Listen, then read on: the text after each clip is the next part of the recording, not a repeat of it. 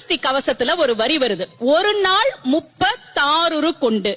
அதாவது கந்த சஷ்டி கவசத்தை ஒரு நாளைக்கு 36 முறை படிக்கணுமா. படிச்சா 7 மணி நேரம் ஆகும். நான் படிச்சிருக்கேன்.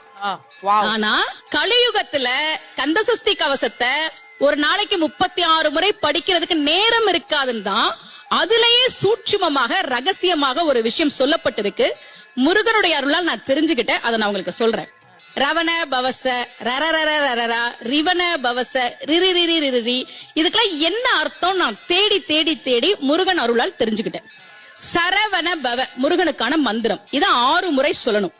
இப்ப சாவ தூக்கி பின்னாடி போட்டீங்கன்னா ரவண பவச, அத 6 முறை சொல்லணும். இப்ப ராவ தூக்கி பின்னாடி போட்டா வனப வசர, வாவ தூக்கி பின்னாடி போட்டா நபவ சரவ, இப்ப நாவ தூக்கி பின்னாடி போட்டா பவ சரவண, பாவ தூக்கி பின்னாடி போட்டா வசர வனப.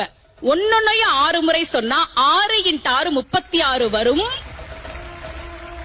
இப்படி சொன்னால் 5 நிமிஷத்துல சொல்லிடலாம். கந்த சஷ்டி கவசத்தை 36 முறை சொன்ன பலன் கிடைக்கும்.